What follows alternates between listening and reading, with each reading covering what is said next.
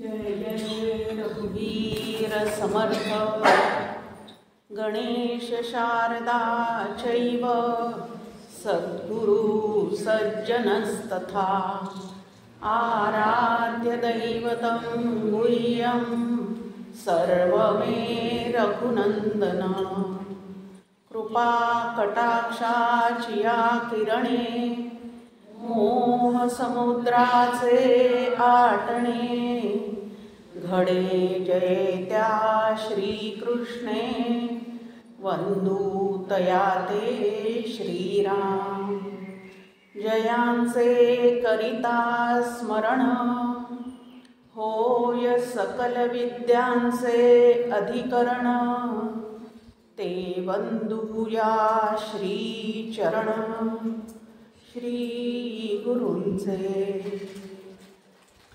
शुका सारिखे पूर्ण वैराग्य ज्याचे वशिष्ठा परिज्ञान योगेश्वराचे कवी वाल्मिका सारिखा मान्य ऐसा नमस्कार माझा सद्गुरु रामदासा जय जय रघुवीर समर्थ।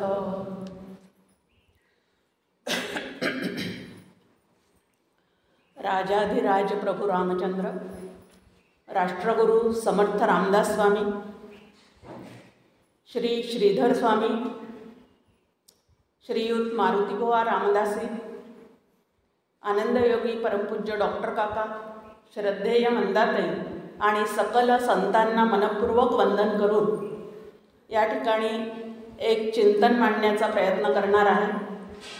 तुम्हा सर्वांकडनं शुभेच्छाची अपेक्षा आहे, कारण अत्यंत विद्वत्तापूर्ण असे कालपासून जे प्रवचन या ठिकाणी चाललेले आहेत त्या ठिकाणी आज मी बोलणार म्हणजे लिटिल चॅम्पमधला एक कोणतरी इथे येऊन बसलेला आहे असं एक लक्षात घ्या, म्हणजे फारशी अपेक्षा केली जाणार नाही। आरती हा विषय या ठिकाणी प्रवचनासाठी देण्यात आलेला आहे। आरती हा अत्यंत रम्य आणि भावपूर्ण असा एक विधी आपल्या पूजा उपचारामध्ये केला जातो। पूजा प्रकारामध्ये आवाहन, पाद्य, अर्घ्य, आचमन, स्नान, वस्त्र, यज्ञोपवीत, गंध, पुष्प, अलंकार, नैवेद्य, तांबूल, प्रदक्षिणा, वंदन, स्तोत्र, निरांजन म्हणजेच आरती आणि विसर्जन हे 16 उपचार जे आहेत ते षोडोपचारे पूजा ह्यामध्ये असतात। त्यामध्ये आरती याला अत्यंत महत्त्व आहे आणि आपल्याला सगळ्यांना माहिती आहे की आपण म्हणतो की नाही पूजेला जाणं जमलं तरी निदान आरतीला तरी गेलंच पाहिजे, म्हणजे बाकीच्या विधीला आपण पूर्ण वेळ उपस्थित नाही राहू शकलो तरी चालेल, पण आरतीला मात्र त्या ठिकाणी उपस्थित राहता आलं पाहिजे असा साधारणतः आपला सगळ्यांचा प्रयत्न असतो। तर अशा अनेक आरत्या ज्या आहेत त्या समर्थांनी रचलेल्या आहेत। श्री गणेशाची आरती सुखकर्ता दुःखहर्ता घरोघरी म्हटली जाणारी अत्यंत प्रसिद्ध असणारी अशी समर्थरचित आरती आपल्याला सगळ्यांना माहिती आहे। त्यानंतर त्यांनी विष्णूची, रामाची, मारुतीची, शंकराची, देवीची अशा अनेक आरत्या समर्थांनी रचलेल्या आहेत। त्यामध्ये वैशिष्ट्यपूर्ण अशा 2 आरत्या अजून समर्थांनी रचलेल्या आहेत। ती म्हणजे एक आहे वेदमातेची आरती आणि दुसरी आहे आत्मारामाची आरती। देवांच्या आरती आपल्याला माहिती आहे, पण आत्मारामाची आरती म्हणजे नेमकं काय असेल, हा आत्माराम आहे तरी कोण, काय गौड बंगाल आहे, ह्या पद्धतीने विचार आपल्या मनात येतात की ही आरती म्हणजे नेमकं काय आहे। ही जी आत्मारामाची आरती आहे ती सज्जनगडला अगदी नित्य म्हटली जाणारी आरती आहे आणि समाधीपुढे रोज ही आरती म्हणण्यात येते। खूप सुंदर 2च कडवे आहेत, पण अतिशय मोठा अर्थ विशद करणारी अशी ही आरती आहे। कडवे 2च आहेत, पण आशय मात्र या आरतीचा खूप मोठा आहे। वास्तविक पाहता आरती करायची असेल तर सगुण साकार जी मूर्ती असते ती आपल्या समोर असते। सुंदर उपचारांनी आपण तिची पूजा करतो, आरास करतो. त्या ठिकाणी संपूर्ण देवघरासह त्या ठिकाणी भरपूर पुष्प वगैरे अर्पण करून आपण ते सजवतो. हे सगळे विधी झाल्यानंतर परत निरांजन लावायचं आणि निरांजनाच्या प्रकाशामध्ये ज्याची आपण मनोभावे पूजा केली, मनोभावे खाली अंडरलाईन सकाळीच आपण पाहिलं योगेश बुवांच्या प्रवचनामध्ये की सगुणाची अत्यंत प्रेमाने पूजा अर्चा सगळी केली गेली पाहिजे. म्हणून मनोभावे, नाहीतर आपली पण पूजा असते पण आटोपली, उरकली, संपवली. एक दिवसभराचा जो एक कार्यक्रम असतो त्यामध्ये ह्या पद्धतीची पूजा आपणही करतो.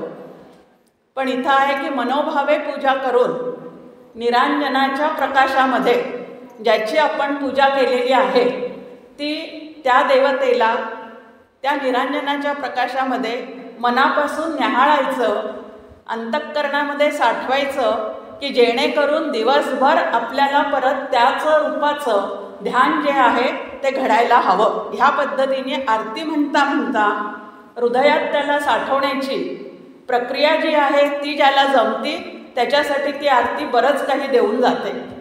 आणि नुसतं ओवाळून बरं तेही सुद्धा आरती करण्याचा प्रघात आहे.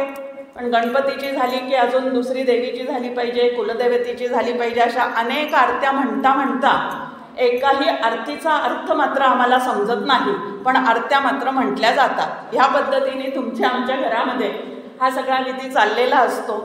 पण सगळ्या संतांचा एक आग्रह आहे आणि तो म्हणजे जे काही आपण म्हणतो, वाचतो, ऐकतो, पठण करतो त्या सगळ्याचा अर्थ आधी अंतःकरणामध्ये जर आपण समजून घेण्याचा प्रयत्न केला तर समजले आणि वर्तले तेची भाग्यपुरुष झाले, या वेगळे उरले अवघे करंटे. की जे काय तुम्हाला करायचं आहे ते समर्थ म्हणतात समजून उमजून करा. न समजता करत राहिलेले आहोत आजपर्यंत, पुढेही करत राहणार आहोत. पण न समजता केलं तर त्याचा फारसा उपयोग किंवा ते फळ जे आपल्याला प्राप्त करून घ्यायचं आहे त्याच्याद्वारे, आता कुठलं फळ प्राप्त करून घ्यायचं आहे भगवंताची पूजा करून, आरती करून, त्याला हृदयात साठवून, कुठलं फळ आपल्याला नेमकं प्राप्त करून घ्यायचं आहे तर देव पहाया गेलो देवची होऊनी ठेलो, एवढं फक्त ध्येय आपल्या डोळ्यासमोर असलं पाहिजे. ह्याच्या व्यतिरिक्तचं दुसरं फळ चित्तामध्ये असू नये. अगदी सुरुवात आपली तिथून असते सकाम उपासनेपासून, परंतु कायम सकामता मनात राहिलीच पाहिजे असं मात्र अजिबात नाही. हळूहळू ती सकामता जी आहे ती दूर करण्याचा प्रयत्न करणे ह्याला साधना असे म्हणतात. साधनेची एक व्याख्या या ठिकाणी आपल्यासमोर येऊन जाते की चित्तातली सकामता कमी करून भगवंताची पूजा अर्चा करणे याला साधना असं म्हणतात. यांत्रिकताही नको आणि सकामता सुद्धा नको. यांत्रिकता म्हटलं की जे 3 शब्द आपण आत्ता वापरले, आटोपली, उरकली, संपवली, ह्या पद्धतीने जे केलं जातं त्याला यांत्रिकता म्हणतात. आणि प्रपंचाविषयी, दृश्य जगताविषयीची काहीतरी कामना मनात बाळगून जे केलं जातं त्याला सकामता म्हणतात. आणि हे दोन्हीही भाग चित्तातून काढून टाकून केवळ फक्त भगवंताचं प्रेम म्हणून, त्याची आवड म्हणून आणि त्याला पुनरपी प्राप्त करून घेण्याचा प्रयत्न म्हणून जे काही आपण करतो त्याला निष्काम उपासना असं म्हणतात. तर अशी निष्काम उपासना जर आपल्याकडनं घडत गेली तर तो भगवंत नक्कीच तुमच्या आमच्यावर प्रसन्न होतो. आणि प्रसन्न झालेला भगवंत तुम्हाला आम्हाला नेमकं काय देतो? आत्ताच्या आधीच्या प्रवचनात आपण एक ऐकलं की त्याची आमच्यावर कृपा आहे की त्याने आम्हाला नरदेह दिला. ही पहिली कृपा आहे. मग आता दुसरी कृपा कुठली आहे? दुसरी कृपा आहे की नरदेह दिला. नरदेह दिल्यानंतर त्यांनी मानवतासुद्धा आमच्या अंतःकरणात ठेवलेली आहे, माणुसकी ठेवलेली आहे, मुमुक्षत्व दिलेलं आहे. आता ही त्याची दुसरी कृपा. मग तिसरी कृपा कुठली आहे तर महापुरुष संश्रयः, की मोक्षाची तळमळ निर्माण झाल्यानंतर त्या तळमळीला पूर्ण करणारा मोक्षदाता गुरुसुद्धा त्यांनी आमच्या आयुष्यात आम्हाला आणून दिलेलं आहे. हे भगवंताचं सर्वात मोठं देणं. ह्याच्यानंतर पलीकडे भगवंत काहीही म्हणजे त्याने ह्या मार्गातलं दुसरं काहीही देऊ शकत नाही. कारण एकदा श्रीगुरूची प्राप्ती झाल्यानंतर आणि तोही जर मोक्षगुरू असेल तर नक्की तो साधक देव पहाया गेलो देवची होऊन ठेलो इथपर्यंत त्याचा प्रवास सद्गुरु कृपेने नक्की होत जातो. आणि म्हणून ही भगवंताची अत्यंत श्रेष्ठ असणारी कृपा, की जी कृपा झाल्यानंतर भगवंताकडे आम्हाला प्रपंचातलं काही मागावंसंच वाटत नाही. विवेकानंदांचं उदाहरण आपल्यासमोर आहे की बऱ्याच आर्थिक अडचणी त्यांच्या आयुष्यामध्ये सुरुवातीला येत होत्या. त्यावेळेला ते सगळं त्यांच्या श्रीगुरूंना म्हणजे रामकृष्ण परमहंसांना कळल्यानंतर त्यांनी त्याला सांगितलेलं होतं की माझ्या आशीर्वादाने तुझ्यासमोर देवी प्रगट होईल, त्यावेळेला तुला जे मागायचं ते मागून घे. पण एवढं कणखर वैराग्य त्यांच्या आतमध्ये होतं की भक्ती दे, ज्ञान दे, वैराग्य दे, ह्या पलीकडे ते त्या संपूर्ण समोर प्रगट झालेल्या देवीला दुसरं काहीही मागू शकले नाहीत. आणि गमतीने डॉक्टर काका म्हणतात, गणपती अथर्वशीर्ष आत्ताच आपण ऐकलं, काका म्हणतात 1000 वेळेला त्या गणपती अथर्वशीर्षाचं पठण केल्यानंतर चुकून माकून आमचं सगळं पठण त्याच्यापर्यंत पोहोचलं आणि तो आमच्यासमोर प्रगट झालाच. तर वर माग असं तो ज्या वेळेला म्हणेल, ही फार फसवी जागा आहे साधकांसाठी.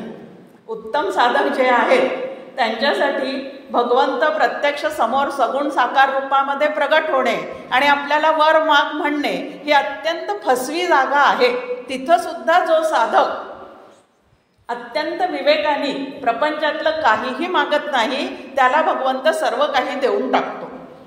पण गमतीने डॉक्टर काका म्हणतात, असा चुकून माकून जर कधी गणपती आमच्यावर प्रसन्न झाला आणि आमच्यासमोर उभा राहिलाच, तर आम्ही त्याला काय म्हणणार? वर माग म्हणाल्यानंतर तो षड्गुणैश्वर्य आहे, कारण ईश्वराचं रूप आहे. तर बाबा रे, तुझ्या जवळचं सगळं मला दे, फक्त एक देऊ नको, ते म्हणजे वैराग्य. म्हणजे तुम्ही आम्ही कसे प्रपंचामध्ये फसलेले असे साधक जर असू तर आपण त्याला नक्की काय म्हणणार की बाबा रे तू बाकी सगळं दे, कारण सगळं आपल्याला हवंच आहे ते, पण वैराग्य मात्र तुझ्या जवळ राहू दे. खरं तर एक वैराग्य प्राप्त झालं तर त्याच्या इतका महाभाग्यवान सुखरूप असा दुसरा कोणीही असू शकणार नाही. पण ज्या वैराग्याने आम्हाला सुखरूपतेचा अनुभव येतो त्याच वैराग्याला आम्ही प्रापंचिक लोक मात्र अत्यंत घाबरतो. आणि ह्या सगळ्या भ्रमातून सोडवणूक करण्याचं काम जे आहे ते संत मात्र नक्की करत असतात. विषय आपला चाललेला आहे की सगुण साकाराची पूजा केल्यानंतर आरती या उपचाराने आपण त्या पूजेची काय करतो तर सांगता करतो. आता या आरतीमध्ये काय काय कशाचं वर्णन असतं? एक आहे ज्या देवतेची आरती आपल्याला करायची आहे तिचं रूप वर्णन आहे, गुण वर्णन आहे, पराक्रमाचं वर्णन आहे, त्यानंतर त्यामध्ये तिची स्तुती केलेली आहे, त्यानंतर त्याच्यामध्ये थोडीफार प्रार्थना केलेली असते की तू मला ह्याच्यातून बाजूला कर, त्याच्यातून बाजूला कर, ह्या पद्धतीने प्रार्थनाही केलेली असते. ह्या पद्धतीने सगळ्या आरत्या ज्या आहेत त्या तुमच्या आमच्यासमोर आहेत, आपण नेहमी त्या म्हणतो सुद्धा. पण आत्मारामाची आरती मात्र ह्यापेक्षा वेगळीच काहीतरी आहे. इथं कुठल्याही देवतेचा उल्लेख नाहीये, कोणाचंही रूप गुण असं पण वर्णन त्या ठिकाणी नाहीये, पण तरीही आत्मारामाची आरती जी आहे ती तुमच्या आमच्यासमोर या ठिकाणी समर्थांनी लिहिलेली आहे. एक छान आपल्यासमोर आहे, डॉक्टर काकांचं एक ओवी आहे आरती या संदर्भामध्ये. ते म्हणतात, देवा तुझी रे आरती, देव मज तुझी प्रीती. की पूजा करता करता भगवंतावरचं प्रेम जे आहे ते तुमचं आमचं वाढत गेलं पाहिजे. पण जसजसं वय वाढतं तसतसं आता ही पूजा दुसऱ्यांवर सोपवाविषयी वाटते की आता बस झालं, हे सुद्धा नको, तर आता ह्याच्यातून सुद्धा आपण सुटलं पाहिजे असं वाटायला लागतं. आता भगवंताविषयीचं प्रेम वाढण्यासाठी हे सगळे उपचार आहेत. जर त्याच्याविषयीचं प्रेम अंतःकरणात आता निष्काम भावनेनी जर पूजा अर्चा आरती हे जर चाललेलं असेल तर शुद्ध पुण्य आपल्या ठिकाणी साठत जातं. शुद्ध पुण्याचा परिणाम म्हणून भगवंताविषयीचं प्रेम अंतःकरणामध्ये निर्माण होतं आणि प्रेमाचा परिणाम म्हणून त्याला डोळे भरून पाहावंसं वाटतं, त्याला भेटावंसं वाटतं आणि सर्वात शेवटी त्याच्याशी ऐक्य पावावंसं वाटतं. ह्या पद्धतीने तुमचा आमचा हा जो क्रमविकास आहे पूजेच्या माध्यमातून होत चाललेला, तो होतोय की नाही हे कोणी तपासायचं आहे? जो पूजा करतो त्याने, की मी कशासाठी करतो आहे, ह्याच्यातून मला काय साधायचं आहे, या सगळ्या गोष्टीचा विचार जो आहे तो आपल्या ठिकाणी असला पाहिजे. देवा तुझी रे आरती, देवो मज तुझी प्रीती, आणि संतांची संगती मिळो तुझ मी. काय प्रार्थना आहे की भगवंताविषयीचं प्रेम तर अंतःकरणात जागृत व्हावं, पण हे प्रेम जागृत झाल्यानंतर आणि जागृत सतत ठेवण्यासाठी संगती कोणाची मागितलेली आहे, तर संतांची संगती मागितलेली आहे या ठिकाणी. आणि प्रार्थना कुठली आहे, संत संगत कशासाठी हवी. संतांसोबत जेवायला गेल्यानं मी खूपदा अनुभव घेतला आहे. इतक्यादा डॉक्टर काका आणि मंदाताईंसोबत अनेकांकडे जेवायला गेले तर पंचपक्वान्नाचं ताट अखंड नेहमी समोर असायचं. मग आता भोजन भाऊ शिष्य म्हणून मिरवण्यासाठी संत करायचे आहेत का अजून त्यांच्याकडनं काही वेगळं प्राप्त करायचं आहे म्हणून संत धरायचे आहेत. मग इथं तेच की मिळो तुझं मी, की मी वास्तविक पाहता शास्त्राच्या सिद्धांताप्रमाणे जीवो ब्रह्मैव नापराहा, की जीव मूळचा ब्रह्मरूपच आहे. मग ब्रह्मरूप मी असताना, ब्रह्म आनंदरूप असताना, ब्रह्म इज इक्वल टू आनंद असं दुसरं समीकरण आहे, शास्त्राने सांगितलेलं आहे. मग जीव ब्रह्मरूप आहे, ब्रह्म आनंदरूप आहे, आणि हा जीवात्मा जो आहे तो मात्र भगवंताजवळ गाऱ्हाणं करतोय मी दुःखी आहे. जमतंय का कुठं काय, शास्त्राचं सांगणं काय, आमच्या मनातल्या भावना काय. मग आता गमावलेला चित्ताचा आनंद पुनरपी प्राप्त करून देणारी विचार देण्याचं काम जे आहे, असे जे करतात त्यांना संत असं म्हणतात. संतांची एक छान व्याख्या आपल्यासमोर या ठिकाणी येऊन जाते की चित्ताचा आनंद आम्ही गमावलेला आहे, आणि असा गमावलेला आनंद पुनरपी प्राप्त करून घेण्यासाठी संगत कोणाची करावी, तर संतांची संगत करावी. मग या संतांच्या संगतीमध्ये भगवंताविषयीचा विचार कसा करावा, जगाचं स्वरूप काय आहे, जीवाचं स्वरूप काय आहे, जीव आणि ब्रह्म जर एकच आहेत तर त्यांच्यामध्ये भेद का निर्माण झालेला आहे, ह्या भेदाचा भ्रमाचा भोपळा फोडण्यासाठी आता मला काय करावं लागेल, या सगळ्या गोष्टीचा विचार या संत संगतीत करता करता हळूहळू आमच्या विचारांना वळण लागतं. संतांचे संगती मनोमार्गगती, आकळावा श्रीपती येणे पंथे. जयास वाटे देव पहावा, तेणे सत्संग धरावा, सत्संगावीण देवाधिदेवा पाविजेत नाही. आता देव पावायचा म्हणजे नेमकं काय व्हायचं हो. सगुण आता भाव खूप उंचीवर गेला असेल आमचा कुठलीही साधना करत असताना, तर त्या उंचीवर भाव गेल्यानंतर काही क्षणभर तुम्हाला आम्हाला काहीतरी ज्याच्यावर आमचं प्रेम आहे असं सगुण साकार रूप आम्हाला क्षणभर दिसण्याची व्यवस्था त्या भगवंतानी केलेली असते. पण ते म्हणजे आम्ही ब्रह्मरूप होणे नाही. मग ते नेमकं काय आहे, तर ती भगवंतानी दिलेली एक शाबासकी आहे. काय आहे ते, की तू बरोबर वाटेवर चाललेला आहेस म्हणून ते थोडं क्षणभर स्वप्नात असेल किंवा प्रत्यक्षात असेल असं क्षणभर झालेलं दर्शन म्हणजे पूर्ण ब्रह्मरूप होणे नाही. मग ब्रह्मरूप होणे हे त्याच्या पलीकडचं आहे. आत्मारामामध्ये तर समर्थांनी सांगितलेलंच आहे, जे जे नामरूपात्मक डोळ्यासमोर येईल त्याला जर तू मिठी मारून मला ब्रह्मज्ञान झालं म्हणत असेल तर ते तसं नाही. कारण ब्रह्म निर्गुण निराकार आहे आणि दर्शन तर मला सगुण साकाराचं झालेलं आहे. मग मला अजून कुठंतरी गेलं पाहिजे, काहीतरी अजून विचारांच्या सहाय्याने पुढे जाता आलं पाहिजे. मग असे विचार देण्याचं सामर्थ्य ज्यांच्याजवळ आहे त्यांनाच संत सद्गुरू असं म्हटलं जातं. आणि त्यांची संगत लाभल्याशिवाय आम्हाला या क्षेत्रामध्ये पुढे जाता येत नाही, हे 100% आहे.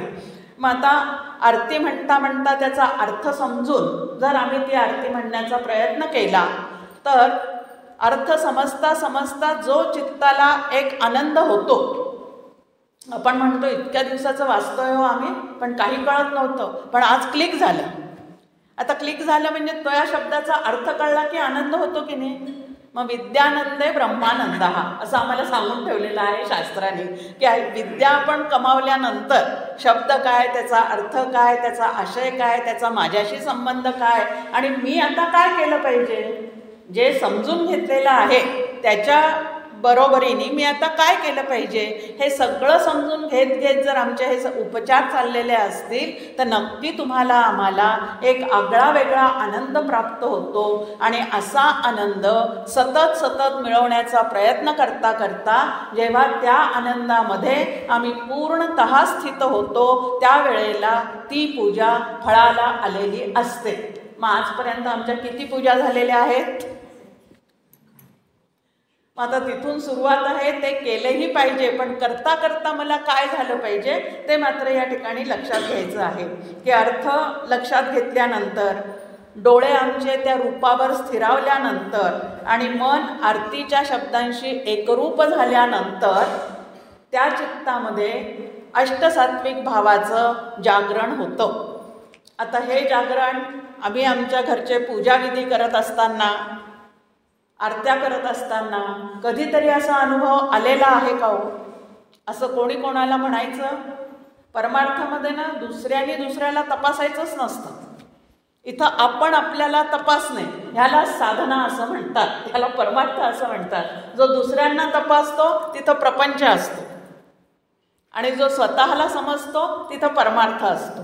मग आता आम्ही स्वतःला पारमार्थिक जर समजत असू तर ह्या प्रत्येक ठिकाणी आपण आपल्याला तपासायचं आहे.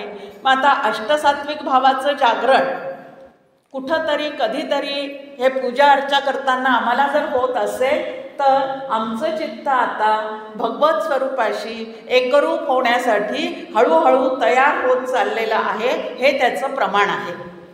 नाहीतर आतापर्यंत सगळं चाललेलं आहे पण कोरडवाहू जमीन. कोरडवाहू जमीन म्हणजे एकही टिपूस डोळ्यात नाही त्या भगवंतासाठी, बाकी सर्व गोष्टीसाठी रडारड सातत्याने चाललेली असते. पण भगवंताची भेट व्हावी म्हणून तळमळ नाही, कधी त्याची भेट होत नाही अजून माझी म्हणून चैन पडणं नाही, असं कधी होतंय का या बाबतीत? असं जर होत असेल तर आम्ही बरोबर चाललेले आहोत. आणि अशी जर तळमळ निर्माण होत नसेल तर आम्ही खूप अलीकडचे आहोत, हे लक्षात घ्यायचं आणि अजून पुढे पुढे जायचं आहे. आता आत्माराम, या आत्मारामामध्येच दोन शब्द एकत्रित आलेले आहेत, एक आत्मा आणि दुसरा राम. आता हा आत्मा म्हणजे काय, राम म्हणजे काय?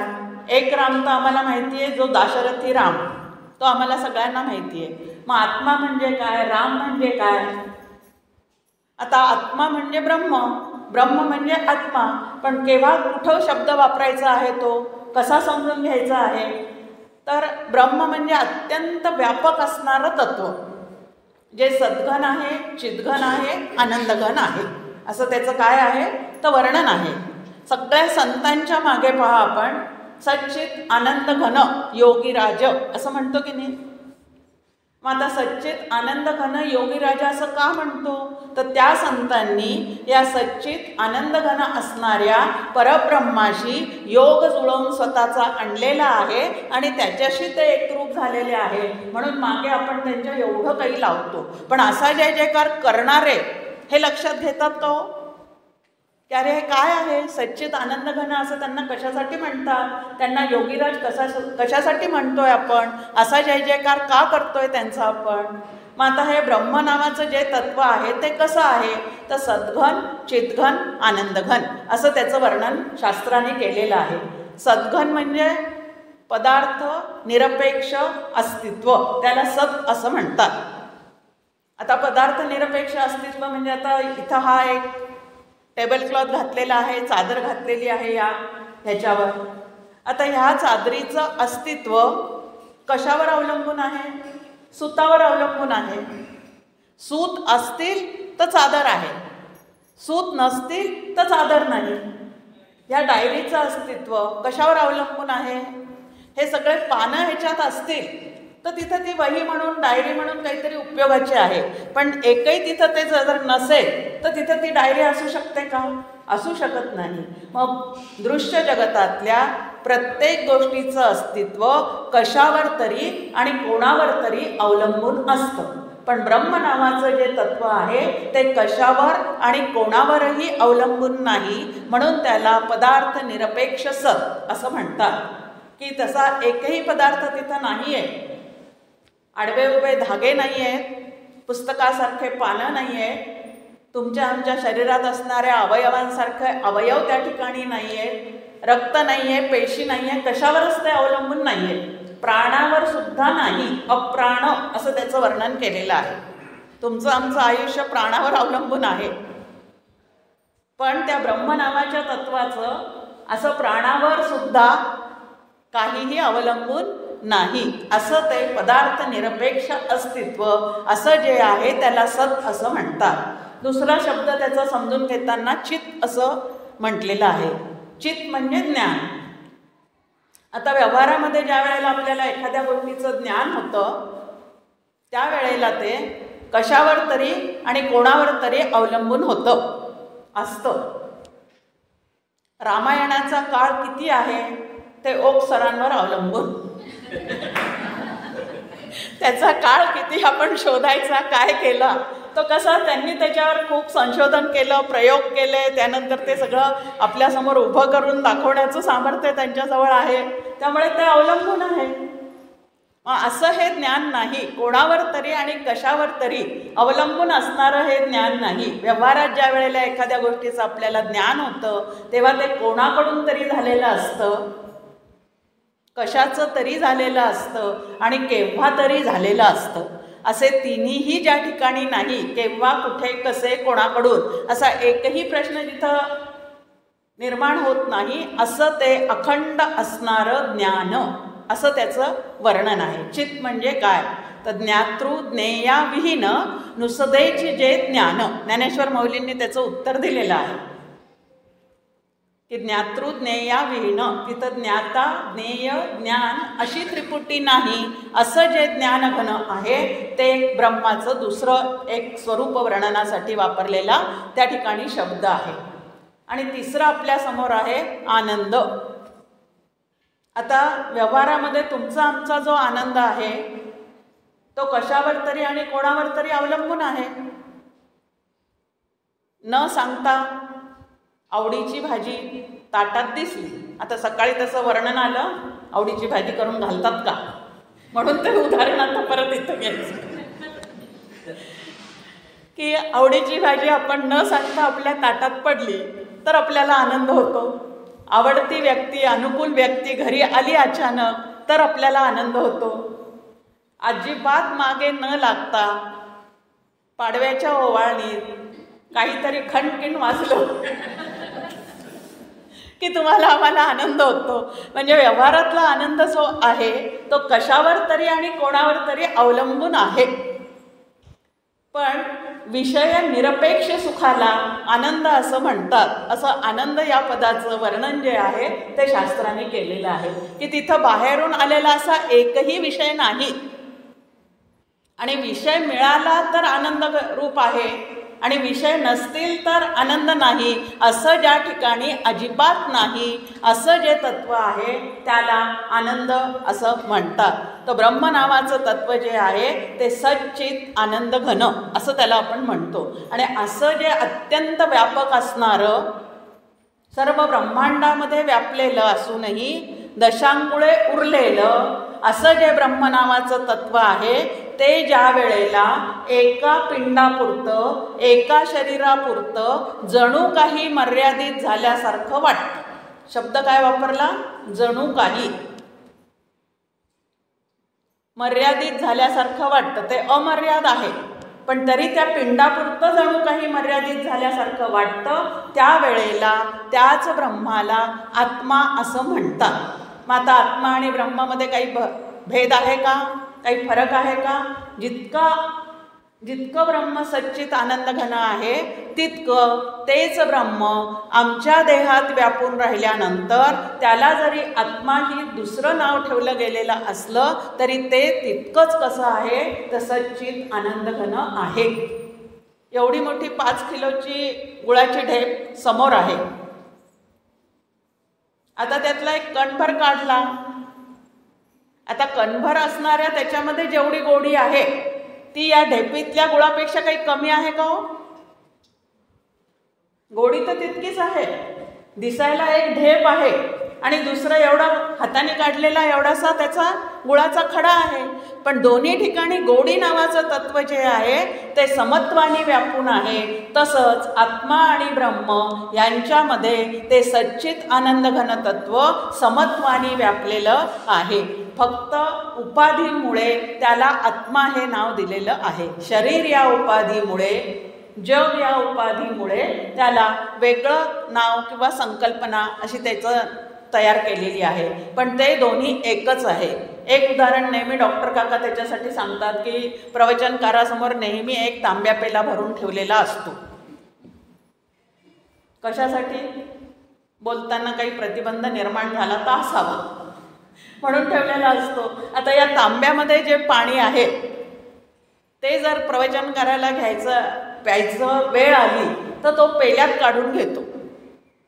मग आता दोन ठिकाणी इथं काय झालं, एक तांब्यातलं पाणी, एक पेल्यातलं पाणी. उपाधीमुळे याला तांब्यातलं याला पेल्यातलं म्हटलं, पण आतलं पाणी तर काय आहे, दोन्हीमध्ये H2Oच आहे. त्याच्यामध्ये अजिबात भेद नाही.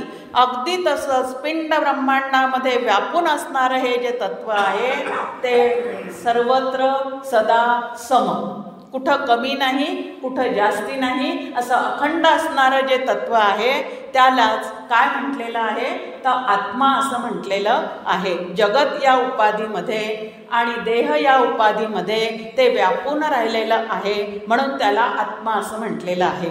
आता हा आत्मा जर तुमच्या आमच्यासारख्यांना देहधाऱ्यांना जर त्याचा शोध घ्यायचा असेल तर सगळ्या उपनिषदामध्ये सांगणं आहे की हृदयामध्ये त्याचं काय करा, त्याला पहा. म्हणजे हा सर्वांच्या मनात राहतो असं आधीच सांगितलेलं आहे ना, सगळ्या उपनिषदांनी एकमताने सांगितलेलं आहे. मग आता जो मनात राहतो तो राम, आणि जो राम आहे तो सच्चित आनंद घन.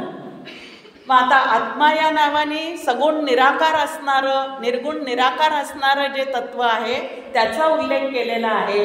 आणि राम या नावाने सगुण साकार, सगुण निराकार असणाऱ्या ईश्वराचा उल्लेख या ठिकाणी केलेला आहे. आणि असा जो आत्मा राम आहे, आता हा जो राम आहे तो दाशरथी राम पण आहे, विष्णूचा अवतार असल्यामुळे ईश्वररूप राम पण आहे आणि ब्रह्मरूप राम पण तोच आहे. म्हणून त्याच्या नाम आपण त्याचं जे घेतो तेव्हा श्रीराम, जयराम, जय जयराम. श्रीराम म्हणजे दाशरथी लक्ष्मीसह असणारा, सीतेसह असणारा राम. जयराम म्हणजे सगुण निराकार असणारा ईश्वररूप राम. आणि जय जय राम त्याचा दोनदा जय जयकार आहे म्हणून तो सर्वश्रेष्ठ आहे. आणि म्हणून त्याचं काय आहे तो ब्रह्मरूप राम. असे 3 राम आमच्या समोर आलेले आहेत. मग त्यातला दाशरथी राम समजून घ्यायचा असेल तर त्याचं चरित्र वाचा, वाल्मिकी रामायण वाचा, ओक सरांच्या सगळ्या स्लाइड्स पहा आणि त्याचा काळ कुठला आहे, काय काय आहे ते सगळं समजून घेता येतं. ते दाशरथी रामापर्यंत त्याच्याने आपल्याला पोचता येतं. पण ईश्वररूप राम आणि ब्रह्मरूप राम जो आहे तिथपर्यंत पोचायचं असेल तर संत संगतीशिवाय तुम्हाला आम्हाला पर्याय नाही. शास्त्राचा अभ्यास केल्याशिवाय सगुण निराकार राम कळत नाही आणि श्री गुरु केल्याशिवाय ब्रह्मरूप राम मीच आहे हे कळत नाही. असं टप्प्याटप्प्याने आपल्याला हा राम जो आहे तो समजून घ्यायचा असतो. तर असा जो राम आहे तो तुमच्या आमच्या सगळ्यांच्या हृदयामध्ये आत्मरूपाने अखंड आहे. समर्थांची एक छान दासबोधातली ओवी आपल्यासमोर आहे. प्रगट रामाचे निशाण, आत्मा राम ज्ञानघन, विश्वंभर विद्यमान, भाग्ये कळे. शेवटचं फार महत्वाचं आहे, भाग्ये कळे. की ते चैतन्य हेच रामाचं निशाण आहे. म्हणजे तो चैतन्य रूपच आहे, ब्रह्मरूप राम. चैतन्य घन आहे, चैतन्य रूप आहे आणि चैतन्य रूपाने तो तुमच्या आमच्यामध्ये अखंड असल्यामुळे तुम्हाला आम्हाला सगळ्या गोष्टी ज्या आहेत त्या कळत चाललेल्या आहेत, होत चाललेल्या आहे. आणि असा जो आत्माराम आहे त्या आत्मारामाची आरती या ठिकाणी समर्थांनी आपल्यासमोर ठेवलेली आहे. छान आपल्यासमोर आहे.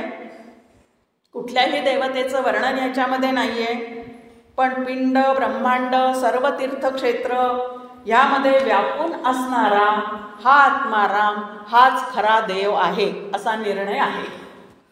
एक देव आहे खरा तिकडे आमची गुरुपरंपरा असं समर्थांचं एका अभंगात सांगणं आहे. आता एक देव आहे खरा तिकडे आमची गुरुपरंपरा म्हणजे एक खरा आहे, बाकीचे कसे आहेत मग? खोटे म्हणायचं नाही, मिथ्याही म्हणायचं नाही, पण बाकीचे भासमान आहेत. भावबळे आकळे एरवी नाकळे, ज्याचा जसा भाव असेल त्याप्रमाणे तो नामरूप घेऊन येतो आणि त्याला पुढे नेतो. पण खरा जो ईश्वर आहे तो मात्र कसा आहे तर सर्वांमध्ये आहे पण सर्व त्याच्यात नाही. आता अशी जी भाषा आहे ते वारंवार शास्त्राचा अभ्यास केल्याशिवाय आपल्याला लक्षात येऊ शकत नाही. पण असा सर्वांमध्ये व्यापून असणारा जो आहे त्याला खरा देव असं म्हटलेलं आहे. आणि त्याच्यासाठी 2 श्रुती आपल्यासमोर उपलब्ध आहेत. सर्वम खल्विदम ब्रह्म, जे काय तुम्हाला सर्व दिसतं भासतं कळतं जाणवतं. सुरुवात आहे जोपर्यंत या दृश्य जगतामध्ये आम्ही आसक्त आहोत तोपर्यंत दिसतं कळतं जाणवतं भासतं हे सगळं माईक आहे. आणि दृश्य जगतातली आसक्ती आमची पूर्ण गळून गेल्यानंतर उर्वरित जे काय तुम्हाला आम्हाला या ठिकाणी दिसतं त्याला भगवंताची लीला असं म्हणतात. आणि मग त्या ठिकाणी विचार कसा बदलतो आमचा? सर्वम खल्विदम ब्रह्म, की ज्या ज्या स्थळी हे मन जाय माझे त्या त्या स्थळी हे निजरूप तुझे, की जेथे जेथे माझे नजर जाईल तिथं तिथं ब्रह्माशिवाय दुसरं काहीही नाही. दुसरी श्रुती आपल्या समोर आहे नेह नानास्ति किंचन, एका ब्रह्माशिवाय कुठेही काहीही दुसरं नाही असं लक्षात घेणं ह्याला अद्वैत तत्वज्ञान असं म्हणतात. आणि ब्रह्मासोबत जगही तितकंच सत्य आहे असं वाटणं ह्याला द्वैत असं म्हणतात. सोपं आहे, खूप काही खोलात जायला नको. पण अद्वैत काय आणि द्वैत काय दोन्ही एकदा लक्षात घेतलंच पाहिजे की एकच तत्व फक्त सत्य आहे, जे अखंड असणारं आहे, ज्याच्यामध्ये यत्किंचितही परिवर्तन होत नाही. कितीही सृष्टी त्याच्यावर भासली तरी ते वाढत नाही आणि सृष्टीचा प्रलय झाला तरी जे घटत नाही असं जे तत्व आहे त्याला ब्रह्म असं म्हणतात. आणि असं जे ब्रह्म आहे तेच माझ्या देहात आत्मरूपाने अखंड आहे. आणि त्या आत्मारामाची ओळख आता काय करायची आहे तर करून घ्यायची आहे. मुंडक उपनिषदामध्ये आपल्यासमोर आहे की शौनक नावाचा मुमुक्षू अंगिरा ऋषींकडे जातो आणि त्यांना प्रश्न विचारतोय तो की असे कोणते एक तत्व आहे की जे जाणलं की सर्व जाणल्यासारखं होतं. तसं समर्थांकडे मी एकदा गेली.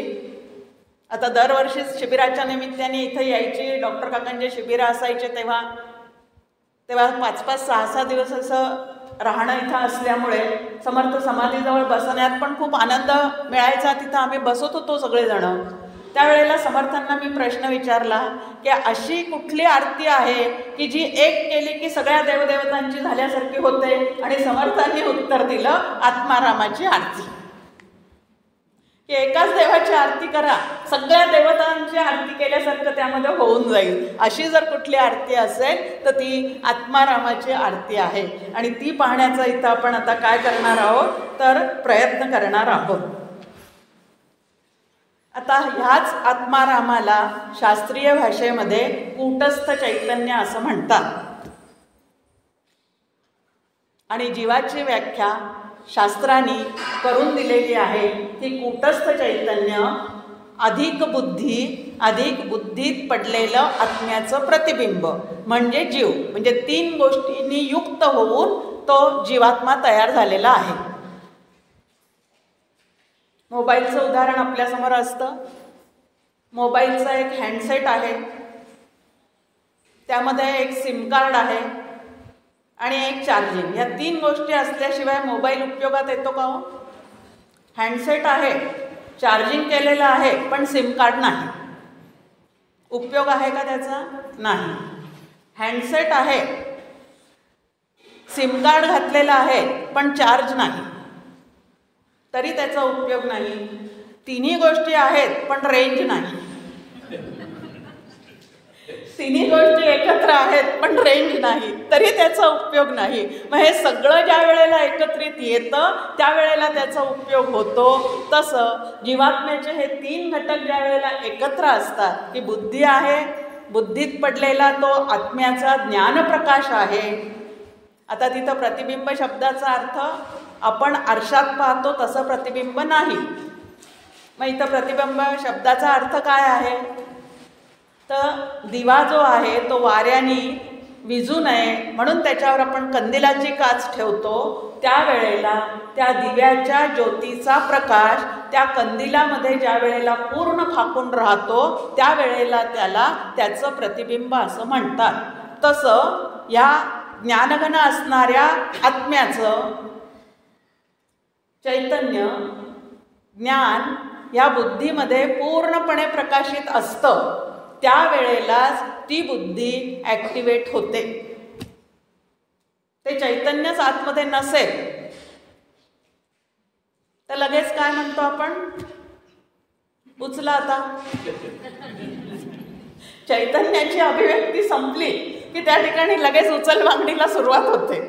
मग आता इतकं त्या चैतन्याचं महत्त्व आहे आणि ते चैतन्य तुमच्या आमच्या पायाच्या अंगठ्यापासून तर मस्तकापर्यंत व्यापून आहे. तरी त्या चैतन्याची जो ओळख करून घेत नाही त्याला अभागी असं म्हणतात. अभाग्यासी हे दृश्य पाषाण भासे. खरं तर या संपूर्ण दृश्यामध्ये एका चैतन्याशिवाय दुसरं काहीच नाही. पण तुम्हाला आम्हाला मात्र इथं सगळं दगड धोंडे जड दुःख असंच जेव्हा अनुभवाला येतं त्यावेळेला आपण पाषाण हृदयाचे आहे असं समर्थ म्हणतात. आणि त्यांचा अनुभव काय आहे, जगामध्ये ब्रह्म दिसे उघडे. आणि तुमच्या आमच्यासाठी मात्र तो आत्माराम पूर्ण शरीरभर व्यापून असून त्याच्या सत्तेवर तुमचे आमचे सगळे व्यापार चाललेले असूनही तो जणू काही आहे की नाही असा संशय कायमचा. हा जीव म्हणून रडारडी करतो, देहे बुद्धीचे नाना धोके असं समर्थांनी आपल्याला सांगून ठेवलेलं आहे. मग असा जो आत्माराम सर्वांच्या आतमध्ये आहे तो आत्माराम म्हणजे कूटस्थ चैतन्य. आता कूट शब्दाचा अर्थ आहे माया, स्थ शब्दाचा अर्थ आहे स्थित आणि कूटस्थ चैतन्य शब्दाचा अर्थ आहे मायेमध्ये अत्यंत स्थिरपणे राहणारं जे चैतन्य त्याला कूटस्थ चैतन्य असं म्हणतात. आता ह्या कूटस्थ चैतन्याच्या सत्तेवर जीवाला आपल्या स्थूल आणि सूक्ष्म शरीराचा अनुभव सुरू आहे. ते जर तिथं नसेल, ते नसेल असं होतच नाही. आपण ते नसेल असं होतच नाही. नेहमी मला एक गोष्टीची आठवण येते की LICचं एक ब्रीद वाक्य असतं. ते जे प्रचार करतात येतात सांगतात तेव्हा त्यांच्या ज्या पॉलिसी आहेत त्यातून मिळणारं जे काय आहे ते कसं, जिंदगी के साथ भी जिंदगी के बाद भी. पण वेदांत शास्त्र गर्जना करून सांगतं आमचं चैतन्य कसं आहे, जिंदगी के पहिले भी जिंदगी के साथ भी जिंदगी के बाद भी. कारण परत पुनर्जन्म जर तुम्हाला आम्हाला मिळालं तर तेव्हा हे चैतन्यच आपल्यासोबत असतं, नाहीतर आपल्याला काहीच करता येत नाही. म्हणून अखंड असणारं असं हे जे तत्व आहे. आता मायेमध्ये ते प्रतिबिंबित होतं. माया जी आहे ती परिवर्तनशील आहे, पण मायेत व्यापलेलं हे जे चैतन्य आहे ते मात्र कधीही परिवर्तन त्याच्यामध्ये होत नाही. असं त्याची असं त्याचं वर्णन समर्थांनी केलेलं आहे की कायमस्वरूपी असणारं असं एक तत्व भगवंतांनी तुमच्या आमच्यामध्ये सहजच त्यांनी आपल्याला देऊन टाकलेलं आहे. पण त्यांनी काय दिलं याच्याकडे आमचं लक्षच नाही, काय दिलं नाही याच्याकडे लक्ष आहे. आणि म्हणून सारखं एक नाही दो चार दिला दे. मग काही पण असेल, साडीपासून तर अजून गाड्यापर्यंत काही पण असेल, एक पुरत नाही. मग अजून पाहिजे अजून पाहिजे. मग सकामतेला जी काही आहे ती तुमच्या आमच्या सुरुवात झालेली असते. तर असं जे रामाचं निशाण म्हणजे चैतन्य तुमच्या आमच्या आतमध्ये आहे, त्या चैतन्याच्या सत्तेवर डोळ्याला रूप दिसतं, पण ते चैतन्य अरूप आहे. चैतन्याच्या सत्तेवर तुम्हाला आम्हाला शब्द ऐकू येतात, पण कुठलेही शब्द पूर्णपणे त्या चैतन्याला प्रगट करू शकत नाही. म्हणून श्रुतीसुद्धा शेवटी काय म्हणून थांबलेले आहेत, न इति न इति असं वर्णन करून शेवटी त्याही थांबलेल्या आहेत. मग असं ज्याला नाम नाही, ज्याला रूप नाही, ज्याला गुण नाही, ज्याला गंध नाही, असं जे चैतन्य आहे ते तुमच्या आमच्या आतमध्ये व्यापून आहे. पण ह्या चैतन्याच्या सत्तेवर निर्माण होणारे सगळे शरीर जे आहेत ते मात्र नामरूपांनी काय झालेले आहे, तर नामरूपांनी वेढलेले आहेत, गुणांनी सजलेले आहेत, असे ते सगळे शरीर आहेत. पण ह्या आत्म्याला मात्र काही नाही. आणि त्याचा शोध घेणे ह्याच्यासाठी सगळं काही वेदांतशास्त्र तुमच्या आमच्यासमोर मांडणी करून ठेवत आहे. आता या आत्म्याचं अजून एक वर्णन की ह्याच्या सत्तेवर बुद्धी वास्तविक पाहता जड आहे. पंचीकरण शास्त्राच्या नुसारी बुद्धी ही तेजतत्वाची बनलेली आहे. तेजतत्व जे आहे ते पंचमहाभूतापैकी एक अग्नितत्व आहे. आणि म्हणून नियम असा आहे की जडाला स्वतःचंही ज्ञान नसतं आणि दुसऱ्याचंही ज्ञान होत नाही. मग माझ्या बुद्धीला जे ज्ञान होतं ते कोणामुळे होतं? आता आपल्याला सारखे ते प्रश्न विचारत होते की कळतंय का, कळतंय का? आपण म्हणतो कळलंय, पण तिथं आपल्या बुद्धी कुठपर्यंत थांबते आपली? कळलं, माझ्या बुद्धीला कळलं एवढंपर्यंत थांबतं. पण हे बुद्धीला कोणामुळे कळलं? अखंड ज्ञानप्रकाश देणे हे त्या आत्मारामाचं काय आहे? म्हणजे देव शब्दाचा अर्थच आपल्यासमोर आहे, दीपनात देव. म्हणजे जो स्वतः प्रकाशमान असून दुसऱ्याला सतत प्रकाश देतो त्याला देव असं म्हणतात. स्वतः पूर्ण प्रकाशमान आहे, तिथं कधीच अंधकार नाही, असा तो देव तुमच्या आमच्या आतमध्ये आहे. पण तरी सुद्धा अज्ञानाच्या अंधकरणाने हा जीवात्मा पूर्ण भरलेला आहे. अखंड लोड शेडिंग असतं. जोपर्यंत संत येत नाहीत जीवनामध्ये तोपर्यंत इथं लोड शेडिंग चाललेलं असतं. पण संत जीवनात आल्यानंतर मात्र तिथं काहीतरी वेगळा बदल जो आहे तो त्या ठिकाणी होतो. आता हा आत्माराम आतमध्ये असल्यामुळे आणि त्याच्याजवळ असणाऱ्या अजून दोन, एक सत्ता आणि एक स्फूर्ती, या दोन गोष्टीसह तो आमच्या आतमध्ये असल्यामुळे तुमच्या आमच्या आतमध्ये त्याच्या सत्तेवर सतत स्फुरद रूप मीच अनुसंधान सुरू आहे. तैसा हृदयामध्ये मी रामू असता सर्व सुखाचा आरामू, ज्ञानेश्वर माऊलींची ओवी आहे की ते आतमध्ये आहे म्हणून मी आहेचं स्फुरण आहे. त्याच्याशी जोपर्यंत जीवात्मा कनेक्ट आहे, आता त्याचं कनेक्टिव्हिटी कुठपर्यंत आहे? एक उत्तर आहे प्राण असेपर्यंत, दुसरं उत्तर आहे प्रारब्ध असेपर्यंत. दोन गोष्टीमुळे त्याच्याशी तो कनेक्ट राहतो. या दोन्हीपैकी एक संपलं की काय होतं? काहीच जाणीव त्या ठिकाणी राहत नाही. मग असं हे तत्व तुमच्या आमच्या आतमध्ये आहे आणि प्रत्येकाच्या हृदयामध्ये छान वर्णन केलेलं आहे या आत्मारामाचं आपल्यासमोर ज्ञानेश्वर माऊलींनी. तैसा हृदयामध्ये मी रामू असता सर्व सुखाचा आरामू, हे एक आहे. आणि दुसरं वर्णन आपल्यासमोर आहे की प्रत्येकाच्या हृदयदेशी मी अमुक आहे गा ऐसी, वृत्ती स्फुरे अहर्निशी ते वस्तुगामी. प्रत्येकाच्या आतमध्ये सतत काही न काहीतरी स्फुरण सुरू आहे. पहिलं आहे मी आहे आणि नंतर मी आहे, याला सामान्य स्फुरण म्हणतात. आणि मी आहे मध्ये जेव्हा गाळलेल्या जागा भरणं सुरू होतं, आता गाळलेल्या जागा भरणं सुरू होतं म्हणजे मग मी रूपवान आहे, गुणवान आहे, अमुक आहे, तमुक आहे, गरीब आहे, श्रीमंत आहे, मठ्ठ आहे, लठ्ठ आहे, सगळं सगळं मी विषयीचं. मग देहाला धरून असेल, बुद्धीला धरून असेल, परिस्थितीला धरून असेल, हे ज्या वेळेला त्याच्यामध्ये मध्ये मध्ये येतं त्यावेळेला त्याच सामान्य अहंकाराचं रूपांतर अभिमानामध्ये होतं. मग देहाभिमान, कर्तृत्वाचा अभिमान, गुणाचा अभिमान, याप्रमाणे हा अभिमानाचा फुगा जेव्हा जेव्हा वाढत जातो त्यावेळेला खऱ्या मीपासून आम्ही दूर दूर जायला सुरुवात होते. आणि म्हणून अभिमान राहित्याशिवाय या आत्मारामाची ओळखच होत नाही. मग आता तो अभिमान घालवणे याला साधना असे म्हणतात. 21 समासी दासबोधामध्ये 13व्या समासामध्ये समर्थांनी किती प्रकारचे अभिमान तुम्ही आम्ही बाळगतो ह्याचं काय करून ठेवलेलं आहे, वर्णनच करून ठेवलेलं आहे की केवढे अभिमान हे वाढवलेले आहेत. आता हे सगळे घालवण्याचं काम जेव्हा होतं त्यावेळेला खऱ्या मीपर्यंत आम्हाला पोचता येतं. तर आता ह्या आरतीमध्ये आपल्यासमोर ध्रुवपद आहे, जयदेव जयदेव जय आत्मया रामा. ध्रुवपदामध्ये पण त्याचा जय जयकार 3दा केलेला आहे. आणि ज्या वेळेला एखाद्या गोष्टीचा जय जयकार 3दा होतो किंवा एखादी गोष्ट 2दा सांगितली जाते त्यावेळेला तिथं नक्की ते तसंच आहे असं आपल्या मनावर बिंबवायचा काय असतो, प्रयत्न असतो.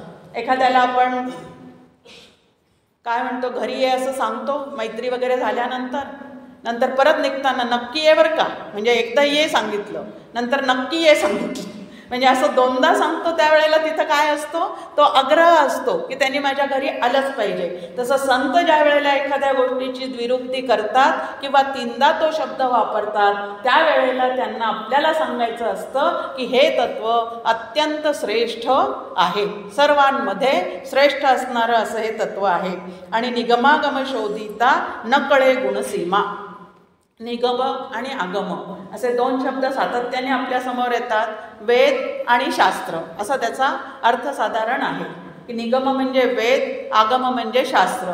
वेदात जे सांगितलेलं आहे ते नुसतं वेद वाचून कळणार नाही, म्हणून त्याच्याविषयी परत शास्त्रशुद्ध निरूपण करून जे शास्त्र तयार झालेलं आहे त्याला वास्तविक म्हणजे आगम म्हणायला हरकत नाही. तर असं निगम आणि आगम या पद्धतीने त्यांनी कितीही या आत्मारामाचं वर्णन करण्याचा प्रयत्न केला तरी त्यांना सुद्धा त्याचं वर्णन करताना सीमाच पडतात. त्याच्या गुणांचं वर्णन ते करू शकत नाही. तो गुणी आहे, अगुणी आहे का निर्गुणी आहे हे त्याचं जे सगळं वैभव आहे ते सामान्य माणसाला कळूच शकत नाही. म्हणून वेदशास्त्र निर्माण झाले तरी त्यांनाही त्याचं वर्णन करताना शब्द शेवटी काय पडलेले आहेत, अपुरे पडलेले आहेत. मग याच्यावरून आम्ही काय लक्षात घ्यायचं, नुसतं शब्दच्छलानी, नुसतं शब्दांच्या अभ्यासाने, नुसतं परोक्ष ज्ञानाने, आता परोक्ष ज्ञानाशिवाय अपरोक्ष ज्ञान होतच नाही हा नियम आहे.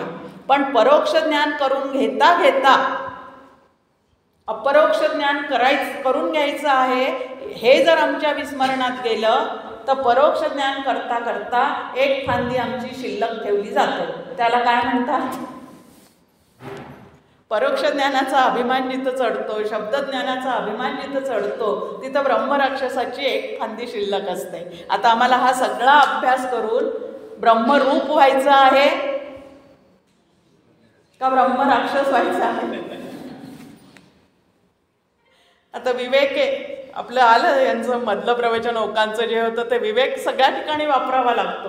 मग इथं सुद्धा आहे की शब्दज्ञानाशिवाय तुम्हाला आम्हाला त्या तत्वाची ओळख होणार नाही. पण नुसतं शब्दज्ञान करून ते आकलनात येऊ शकत नाही.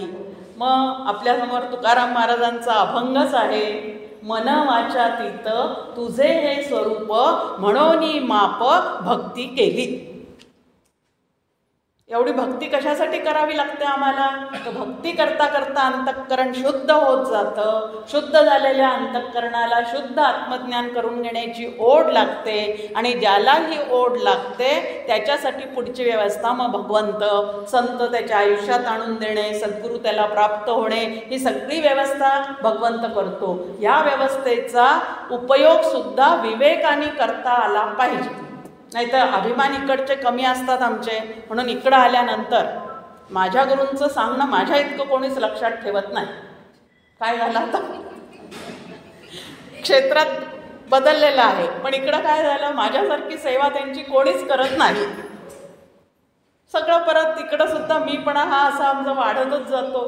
तुम्हाला काय वाटलं, एकदाही एकादशी माझी चुकलेली नाही, आम्हाला काय वाटायचं त्याला, आम्ही आमच्या समोरच्याला काय वाटायचं त्याच्यासाठी आम्ही आमच्या सुखासाठी हे सगळं करतोय ते लक्षात राहत नाही आणि भलतीकडेच काहीतरी मग आमचं होत जातं. आणि म्हणून 3दा त्याचा जय जयकार केलेला आहे. आणि निगम आगमशास्त्राचा अभ्यास करा पण त्याच्या जोडीला सगुणाचे नि आधारे निर्गुण भाविके निर्धारे. असं भक्ती दोन्ही प्रकारची असली पाहिजे. एक प्रेमलक्षणा आणि दुसरी ज्ञानलक्षणा. प्रेमलक्षणा भक्ती सगुणाच्यासाठी करायची असते आणि ज्ञानलक्षणा भक्तीनी हे सगळं शास्त्राचा अभ्यास वगैरे सगळं करायचं असतं. आणि दोन्हीच्या संगमात जो जीवात्मा अखंड राहतो तो हळूहळू शुद्ध होत जातो.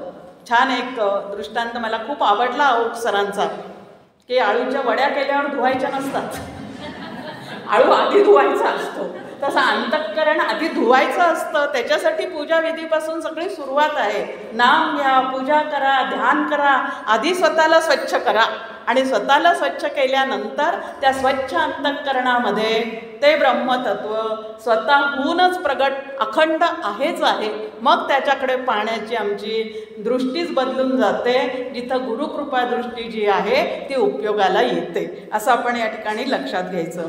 मग आता पहिल्या कडवामध्ये आपल्यासमोर आहे, नाना देही एक देव विराजे, नाना नाटकलीला सुंदर रूप साजे, नाना तीर्थक्षेत्री अभिनव गती माझे, अगाध महिमा पिंड ब्रह्मांडी गाजे. आता ह्या कडव्यामध्ये बघा, तीन पहिल्या ओळीमध्ये नाना नाना नाना असा शब्द आलेला आहे. नाना शब्दाचा अर्थ आपल्याला माहिती आहे, अनेकविध, पुष्कळ, या अर्थाने तो शब्द या ठिकाणी आलेला आहे की नाना म्हणजे पुष्कळ, अनेक. आता इथं आहे नाना देही देव एक विराजे. इथंच बघूयात आपण किती देह बसलेले आहेत.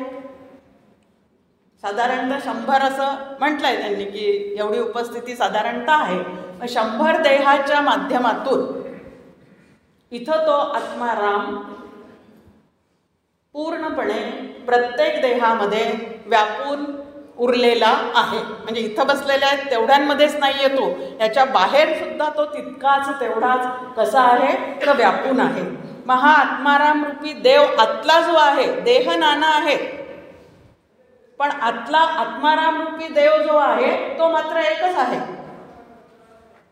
तो अनेक नाही आहे, तो एकच आहे. पण देह जे आहे ते मात्र अनेक आहे. आता उदाहरणं पाहू आपण. नाना देही देव एक विराजे ही आपल्यासमोर आता ओळ आहे. आता सोनाराच्या दुकानात गेलो, कशासाठी? गुरुपुष्यामृत गुंजे गुंजे तोळे जाचे केलंच पाहिजे नाही का व्यवहारामध्ये. मग तिथं गेल्यानंतर आम्हाला काय लक्षात आलं? नाना अलंकारी एक सोने विराजे. त्या दुकानात गेलो तर काय लक्षात आलं? नाना अलंकारी सोने एक विराजे. आता सण आलेला आहे, गणपतीचा सण आहे, महालक्ष्मीचा सण आहे. आता सणाच्या दिवशीचा स्वयंपाक म्हणजे भरपूर पदार्थांनी 3-4 चटण्या इकडं, 3-4 वाट्या इकडं, मध्ये 3-4 पदार्थ, काही तळलेलं काही असं. मग आता एवढं सगळं ते नैवेद्याला आपण ताट काय करतो तर पूर्णपणे मनापासून स्वयंपाक करून त्या ठिकाणी ठेवतो. आता नाना पदार्थामध्ये अन्न एक विराजे. पदार्थ नाना आहे पण अन्न रूपाने त्याच्याकडे पाहिलं तर ते कसं आहे? सगळं एकच आहे. उन्हाळ्याचे दिवस आले, आता फ्रीज घरोघरी असलं तरी काही लोकांना फ्रीजमधलं पाणी सहनही होत नाही, आवडतही नाही. मग माठ पाहिजे की नाही. मग कुंभाराच्या दुकानात गेलो, तिथं गेल्यानंतर आपण काय पाहिलं? नाना घटी माती एक विराजे. किती उदाहरणं आहेत आपल्यासमोर, किती उदाहरणं आहेत. नवीन वस्त्र घ्यायला गेलो, नाना वस्त्री एक तंतू विराजे. त्याच्याशिवाय त्याच्यामध्ये दुसरं काहीच नाही. असा हा आत्माराम जो आहे तो देह जरी तुम्हाला आम्हाला अनेक दिसत असले, व्यवहारामध्ये देहाचं नामरूप आणि स्वभाव ह्याच्यामध्ये भेद नक्की आहेत. पण ह्या भेदमय असणाऱ्या देहामध्ये एक आत्माराम मात्र सर्वत्र सदा समत्वानी. जो भगवंताचे भजन म्हणतो त्या देहामध्ये सुद्धा आत्मारामाच्या सत्तेवर तो भजन म्हणत आहे. आणि दुसरा खूप भांडणं करतो. आता भांडण करणारा सुद्धा कोणाच्या सत्तेवर करतो? आत्मारामाच्या सत्तेवर करतो. मग वरचं वागणूक वेगळी वेगळी दिसत असली तरी आत्मारामाची सत्ता आतून एकच आहे. कावळा काव काव करतो, कर्कश ओरडतो, तरी तो पण चैतन्याच्या सत्तेवर म्हणजे आत्मारामाच्या सत्तेवर. आणि कोकिळा छान पूजन करते, ती सुद्धा कोणाच्या सत्तेवर? आत्मारामाच्या सत्तेवर. मग ही आत्मारामाची सत्ता जी आहे ती स्त्री पुरुष दोघांच्याही मध्ये समान आहे का? स्त्रियांमध्ये वेगळा आत्माराम आहे, पुरुषांमध्ये वेगळा आत्माराम आहे असं आहे का? अजिबात नाही. आम्ही बाल्यावस्थेत बागडतो तेव्हाही आत्मारामाच्या सत्तेवर, तारुण्यामध्ये नको तिकडं भुलवून जातो तेही तारुण्याच्या सत्तेवर, आणि वृद्धापकाळी कणत बसतो तेही तारुण्य कशाच्या? आत्मारामाच्या सत्तेवर. तिन्ही ठिकाणी आत्मारामच आत्माराम आहे. छान उदाहरणं आहेत आपल्यासमोर.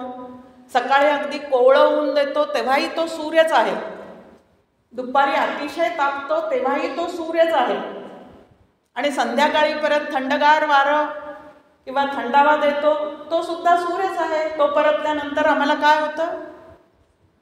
उष्णतेचा ताप कमी होतो. पण तिन्ही ठिकाणी सूर्यच आहे.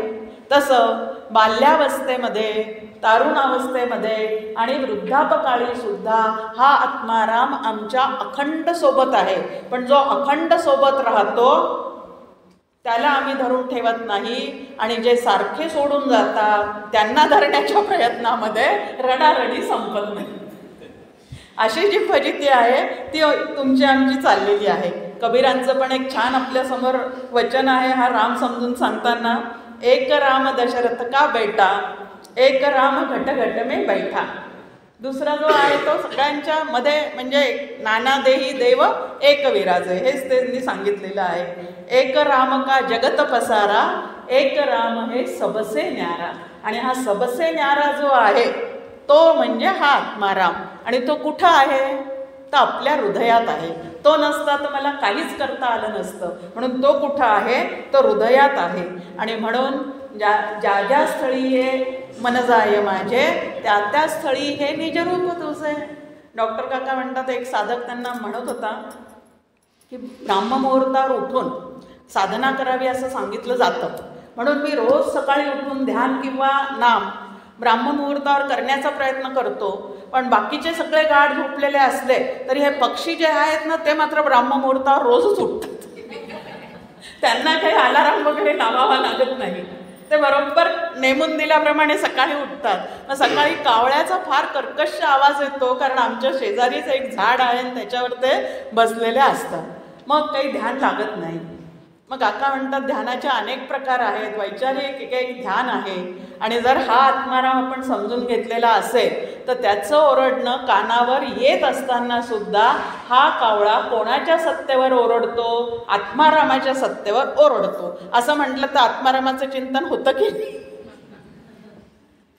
आत्मारामाचं चिंतन जे आहे ते तिथं पण ध्यानाच्या साह्याने, विचाराच्या साह्याने होऊनच जातं की नाही. असं रडायचं नाही साधकांनी, ह्याच्यामुळे होत नाही त्याच्यामुळे होत नाही, तुझं मन ठिकाणावर नाही म्हणून होत नाही, हेच एक त्याचं कारण आहे. बाकी मग जनविजन झाले आम्हा, कुठंही असो ज्याला करायची आहे त्याची साधना होतीच.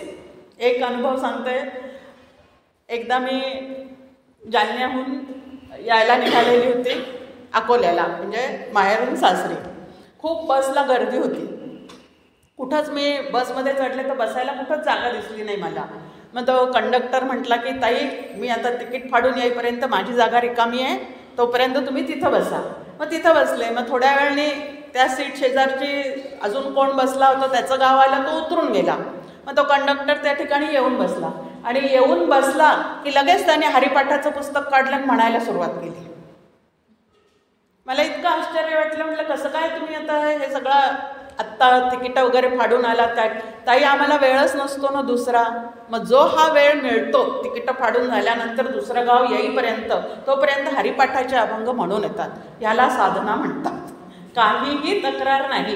व्यवसाय तर करावा लागणार, आमचे कामं आम्हाला करावे लागणार, पण त्या प्रत्येक कामाच्या वेळेला जर माझं हे अनुसंधान असेल आणि जो मला प्राप्त वेळ आहे त्याच्यामध्ये मी जर माझं ठरवलेलं साधना करत असेल तर मला साधना जमत नाही, करत नाही, लोकांमुळे होत नाही, अशा तक्रारी करायला वावच मिळणार नाही. तक्रारखोर माणूस भगवंताला अजिबात आवडत नाही. आणि म्हणून तो आत जाऊन बसला. कारण त्याच्या लक्षात आलं की मी जर मंगळावर जाऊन बसलो तरी हे लोक मला शोधतील, चंद्रावर जाऊन बसलो तरी मला शोधतील, पाताळात जाऊन बसलो तरी मला शोधतील, पण हृदयात जाऊन बसलो तर एखादाच कोणीतरी येईल तिकडे. आणि म्हणून तो भगवंत आत्मारामाच्या रूपाने तुमच्या आमच्या हृदयामध्ये येऊन बसलेला आहे. आणि तो जर आम्हाला शोधायचा असेल तर समर्थांनी जसं सांगितलं की भाग्य कळे. मग कुठलं भाग्य पाहिजे? एक भाग्य प्राप्त झालं, नरदेह मिळाला. दुसरं भाग्य प्राप्त झालेलं आहे, मुमुक्षत्व लाभलं. तिसरं भाग्य मिळालेलं आहे, सद्गुरू प्राप्ती झाली. चौथं भाग्य मिळालेलं आहे, शिबिरांचं आयोजन झालं. हे सगळं कानावर पडतंय.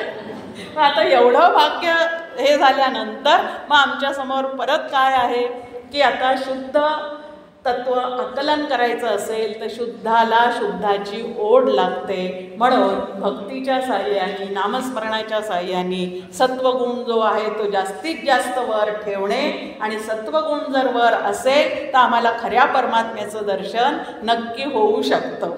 आता दुसरं कडवं आपल्यासमोर आहे, नाना नाटकलीला सुंदर रूप साजे. नाही, भगवंताचं एक विराजे पाहिलं, पुढचं राहिलं ना आपलं. हां, नाना नाटक लीला सुंदर रूप साजे, हे त्याचं दुसरं चरण आहे. वेळ होत आलेली आहे, कडवे 2च आहे. मला वाटलं 2 मिनिट काय अर्ध्या तासात होऊन जाईल, पण समजून सांगता किंवा चिंतन करता करता वेळ कसा जातो कळतच नाही. तर नाना नाटक लीला सुंदर रूप साजे, अनेक देहाच्या माध्यमातून तो जसा प्रगट झालेला आहे तसं अनेक जीवांच्या माध्यमातून, देहाच्या माध्यमातून तो प्रगट झालेला आहे. तसं अनेक ईश्वराचे अवतार घेऊनही त्यांनी अनेक लीला केलेल्या आहेत. आता त्यांच्यामध्ये सुद्धा कोण आहे हो? राम कृष्ण यांचे जे अवतार झालेले आहेत, सगळ्या देवतांचे, शंकराचं, सगळ्यांचे जे अवतार झालेले आहेत, त्या सगळ्या अवतारामध्ये सुद्धा त्यांनी जे कार्य केलेलं आहे धर्मसंस्थापनेचं, दुष्टांच्या निर्दालनाचं, हे जे त्यांनी कार्य केलेलं आहे तेही ह्याच आत्मारामाच्या सत्तेवर केलेलं आहे. तोच आत्माराम त्यांच्या आतमध्ये आहे. आणि ते प्रगट झाले, नामरूप घेऊन आले. कशासाठी? तर आमच्यासारख्या सामान्याची सोय व्हावी, की सगुणाकडून निर्गुणाकडे जाता यावं, म्हणून ते अजून अलीकडे आमच्यासाठी आले. अवतार म्हणजे खाली येणे. आता ते मूळचे निर्गुण निराकार आहेत असं त्यांचं मूळचं स्वरूप आहे, पण आमच्यावर कृपा करण्यासाठी ते नामरूप धरून आले. कारण काय कारण आहे की नातुडे मुख्य परमात्मा, म्हणून करावी लागे प्रतिमा. की तो परमात्मा एकाएकी आपल्याला कळणार नाही, म्हणून आपल्यासारख्यांचं हे सगळं लक्षात घेऊन तो नामरूपामध्ये प्रगट झाला. तो प्रगट झाल्यानंतर त्यांनी प्रत्येक अवतारामध्ये वेगळी वेगळी लीला, अत्यंत सुंदर आहे, एकच. जसं आपण म्हणतो एकच संजीव कुमार, पण नवरंगमध्ये किती भूमिका केल्या होत्या त्यांनी. असे उदाहरण दिले की बघताय आपल्यातलाच आहे वाटतं, मग बरं वाटतं, मग बरं वाटतं जरा. म्हणून आता एकानेच 9 प्रकारच्या भूमिका त्यांनी केलेल्या आहेत. मग आता एक माणूस जर अशा भूमिका करू शकतो, किंवा वराड निघालं लंडनला, एक पात्री प्रयोग होता की नाही, एकच, पण त्या सगळ्या वराडाचं वर्णन ते करत होते त्याच्यामध्ये. मग तसंच हा एकच आहे, पण अनेक नामरूप जसं अनेक देहाच्या माध्यमातून प्रगट झालेला आहे, तसं जेवढ्या देवदेवता आहेत त्यांच्यामध्ये सुद्धा हाच पूर्णपणे व्यक्त झालेला आहे. आणि त्यांनी अनेक लीला केलेल्या आहेत. लीला शब्दामध्ये आनंद आहे. म्हणून लहान मुलांच्या लीलांना आपण काय म्हणतो? म्हणजे त्यांचे हातपाय हलवणं वगैरे, हसणं, रडणं. आणि अगदी 5 वर्षाच्या आतलं 2-3 वर्षाचं मूल असेल, फाट दिशे आपल्या तोंडात देतं तरी लीला वाटते. कारण तिथं उद्देश काहीच नाही आहे, निरउद्देशपणे चाललेली, अशी सहजतेने चाललेली जी क्रिया आहे त्याला लीला असं म्हणतात. आणि भगवंत लीला अवतारी आहे, म्हणून त्याने अनेक अवतार धारण करून तुम्हाला आम्हाला आनंद देण्यासाठी, त्या भगवत तत्वाकडे म्हणजे ब्रह्मतत्वाकडे वळवण्यासाठी म्हणून तो नामरूपात आलेला आहे. मग असं एखादं नामरूप पक्क धरून ठेवावं आणि त्याला धरता धरता त्याचं जे मूळ स्वरूप आहे तिथपर्यंत जाण्याचा आम्ही काय करावा तर प्रयत्न करावा. आता हे नामरूप धरून आलेलं कसं आहे तर संतांचे सगळे अभंग आपल्याला पाठ आहे. सुंदर ते ध्यान उभे विटेवरी. कसं आहे त्याचं रूप? साजिरा आहे, गोजिरा आहे, मदनाचा पुतळा आहे, राजस सुकुमार आहे. किती पद्धतीने त्याचं वर्णन सगळ्या संतांनी या सगुणाचं केलेलं आहे. नंतर त्याच्या लीला कशा आहेत? राम अवतारामध्ये उष्टी बोरं खातो, अहिल्याला लगेच काय होतो, तर जी डिप्रेशनमध्ये गेलेली होती तिला परत ऊर्जा देऊन वर आणतो. नवीन पद्धतीने विचार करायचा. पाषाण झाली म्हणजे जडवत झाली होती. मग आता तिला परत त्यांनी काय केलेलं आहे, तर वर आणलेलं आहे. ह्या पद्धतीच्या लीला ज्या आहेत त्या त्यांनी तिथं केलेल्या आहेत. कृष्ण अवतारामध्ये तर त्यांनी केवढ्या गोपी भुलवलेल्या आहेत, रासलीला केलेली आहे. यशोद जन्म एका ठिकाणी, राहतो दुसऱ्या ठिकाणी, जातो तिसऱ्या ठिकाणी, त्या लीला तर काही आवडत आहे त्याच्यात. मग ह्या पद्धतीने अनेक लीला त्यांनी या ठिकाणी केलेल्या आहेत. नंतर नाना तीर्थक्षेत्री अभिनव गती माझे. आता तीर्थक्षेत्र, तीर्थयात्रा करावी असं आपल्या ह्याच्यामध्ये सुद्धा एक सांगितलेलं आहे. पण तीर्थयात्रा कशासाठी करावी हे आपण कधी कोणी लक्षातच घेत नाही. आता तीर्थयात्रा म्हणजे नेमकं काय असतं? तीर्थ म्हणजे काय? अत्यंत पवित्र असणारं स्थळ, की जिथं एक तर भगवंतांनी जन्म घेतलेला असेल, काही ठिकाणी त्यांनी कधी वास्तव्य केलेलं असेल, किंवा काही ठिकाणाहून तो अंतर्धान पावलेला असेल. असे जे सगळे गावं आहेत त्याला तीर्थक्षेत्र असं म्हणतात. जसं भगवंताचं तसंच संतांच्या बाबतीमध्ये त्यांचं जन्मगाव, त्यांचं कार्यस्थळ आणि त्यांचं समाधीस्थळ हे सुद्धा सगळे काय आहे, तर तीर्थक्षेत्र आहेत. म्हणजे अत्यंत पवित्र असणारे स्थळं. आता अत्यंत पवित्र असणाऱ्या भगवंताला जर मला भेटायचं असेल तर अत्यंत पवित्र असणाऱ्या ठिकाणी मी सातत्याने जात राहिले तर अंतःकरण पवित्र होईल की नाही? होईल की नाही पवित्र?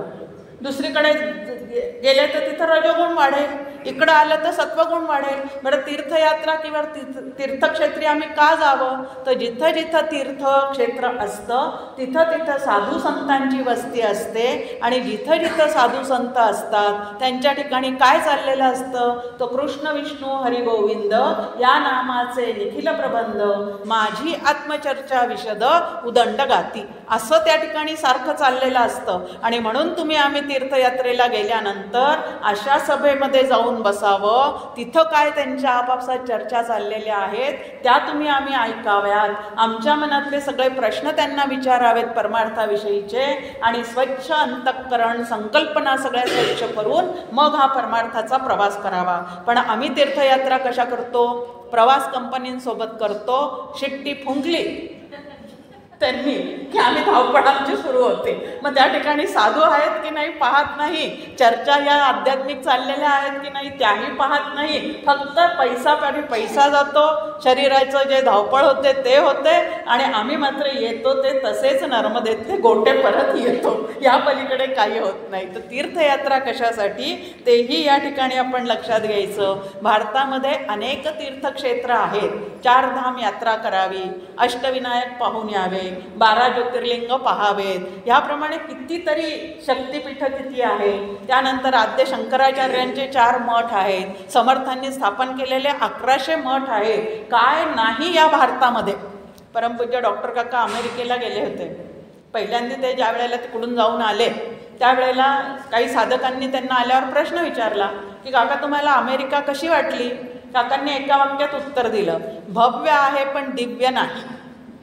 कारण सगळा भोगाचाच विलास तिकडं चाललेला आहे. आपल्यासारखा ज्ञानविलास तिकडं नाहीच आहे. ह्या पद्धतीने ज्ञान मिळवायचं असतं, स्वतः पूर्ण व्हायचं असतं, असं तिकडं काहीच विचार नाही. मग भव्य आहे पण दिव्य नाही. आणि आपल्या इथं एवढे दिव्य सगळे तीर्थक्षेत्र आहेत, अनेक संत निर्माण झालेले आहेत, त्यांनी अनेक ग्रंथ लिहून ठेवलेले आहेत. पण आमची ओढ मात्र कुणीकडे आहे? अमेरिका पाहायला, आता इंग्लंड राहिला. अरे का बरं? आम्हाला छान एवढं भारत देश तर आधी पूर्ण पहा, मग बाकीच्या गोष्टी आपण पाहूयात. पण अशी काहीतरी आमची फजिती होते आणि आम्ही त्या ठिकाणी राहून जातो. आता हा कसा आहे? तर बहुरूपी बहुगुणी बहुता काळांचा, हरिहर ब्रह्मादिक देव सकळांचा. बहुरूपी आहे म्हणजे एकच आहे पण अनेक सोंग घेतो. बहुगुणी आहे म्हणजे मुळात तो निर्गुणच आहे. म्हणून जशी वेळ येईल तसं रजोगुणाची वेळ आली तर आमंत्रित करतो, ते कार्य करतो, परत सोडून देतो. तमोगुणाची वेळ आली तर ते युद्धात्मक कार्य करतो, परत सोडून देतो. पण सगळ्या गुणांपासून अलिप्त आहे असा तो आत्माराम जो आहे तो हरिहर ब्रह्मादिक देव सकळांचा, सगळ्या देवांचाही देव असा हा आत्माराम आहे. आणि त्या आत्मारामाचा शोध आम्हाला घ्यायचा. युगानयुगी आत्मा राम हा आमचा. युग शब्दाविषयी इथं बराच खल झालेला आहे. आता बाकीच्यांचे काळ आपल्याला शोधता येतील रामकृष्णाचे, पण आत्माराम हा नेमका केव्हा तयार झाला ह्याचं मात्र तो अनादी आहे. एकच उत्तर शास्त्राने आम्हाला देऊन ठेवलेलं आहे की संपूर्ण जग जे आहे तेही अनादी आहे, माया अनादी आहे, ब्रह्म अनादी अनंत आहे आणि हा आत्मारामसुद्धा अनादी आणि अनंत आहे, तोही तसाच आहे. आणि म्हणून समर्थांनी छान वर्णन केलं, त्या तिही देवास ज्याची सत्ता, तो अंतरात्माची पाहता करता भोगता तत्वता प्रत्यक्ष आहे. आत राहून तो सगळं काही करतो आहे. हा निश्चयाचा युगानयुगे तिन्ही लोक एकची चालवी अनेक. तिथं बदल नाही आहे पंतप्रधान पदाचा. युगानयुग एकच जे आहे ते सगळं तो चालवतो आहे. एकची चालवी अनेक हा निश्चयाचा विवेक वेदशास्त्री पहावा. आत्मा वर्तवितो शरीर तोची देव उत्तरोत्तर. की खरा देव जर कोण आहे तर तोच आत्माराम हा खरा देव आहे. जाणीव रूपे कळीवर विवेके वर्तवी. की जाणीव रूपाने मी आहे या जाणीवेनी तो आमच्या आतमध्ये सदैव प्रगट आहे. अहम अहम तो बोले निशिदिनी येथे डोले, असं डॉक्टर काकांचं त्याच्यावर गीत आहे. तर असा जो आत्माराम आहे तो पहावा. सगळ्या संतांची एकच खंत तुमच्या आमच्याविषयी साधकांविषयी आहे.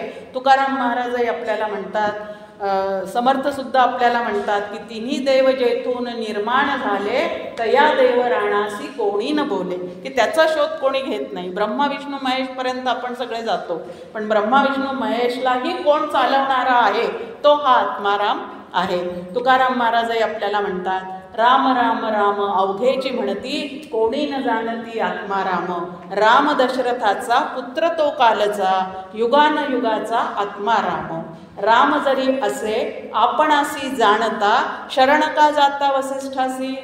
तुका म्हणे राम ज्याचे त्याचे पाशी विचारून घेशी गुरुमुखे. जय जय रघुवीर.